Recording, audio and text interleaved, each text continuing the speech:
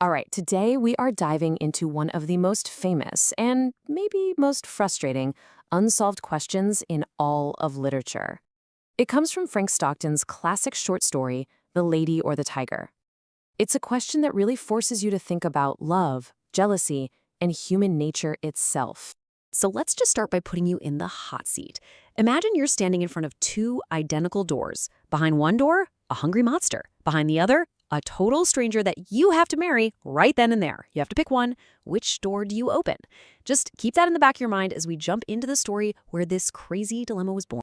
So our story takes place in a kingdom ruled by a semi-barbaric king.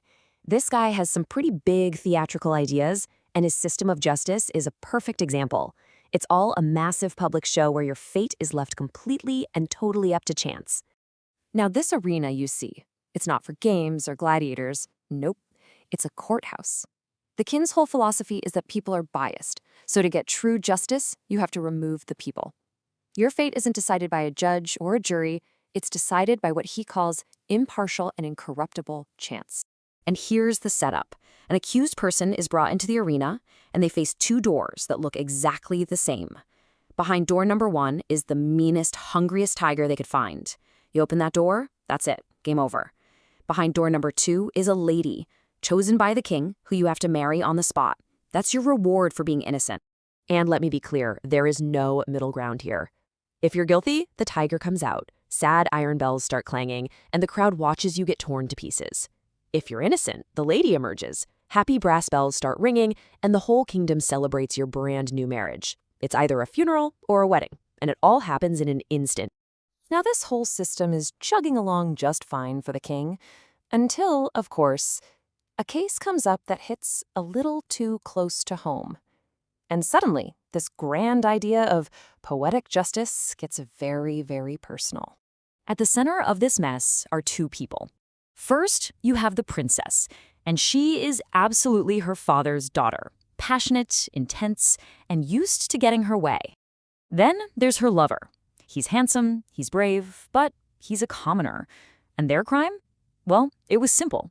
They fell in love. And the king's reaction? Oh, he does not mess around. The second he finds out about the affair, the young man is tossed in prison, and a trial date is set.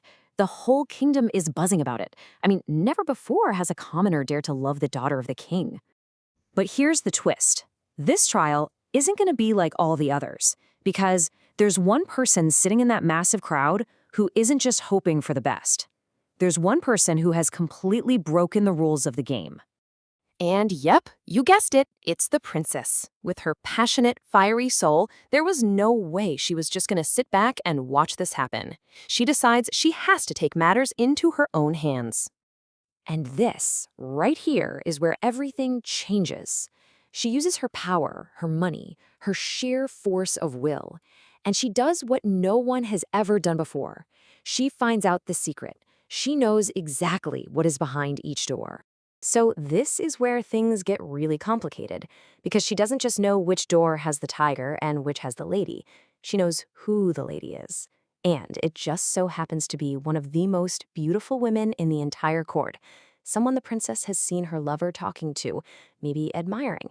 And with every ounce of that semi-barbaric blood in her veins, she absolutely hates her. So the choice isn't his anymore, is it? It's all on her. And she's completely torn between two futures, both of them absolutely agonizing. She's trapped in this battle between furious jealousy and total despair. For days, she tortures herself with one image over and over, her lover opening that door and seeing the tiger. She imagines the screams, the blood, just a brutal, horrific end for the man she loves.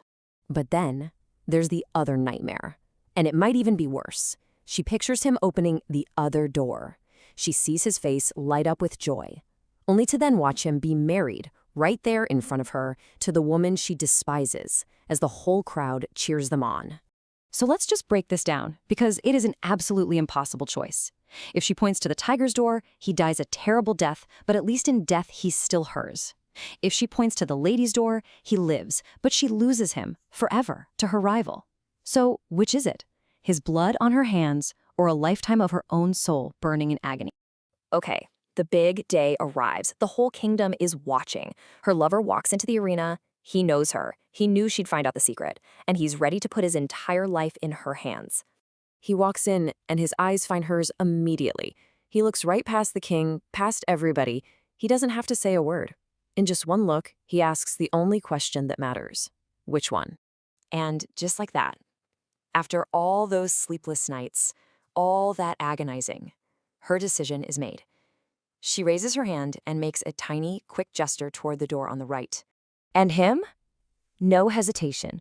Not a single doubt. He completely trusts her.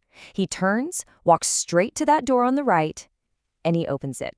The entire arena just holds its breath. And that's it. That's where the story ends. It never tells us what happened. So the question is left for all of us to answer.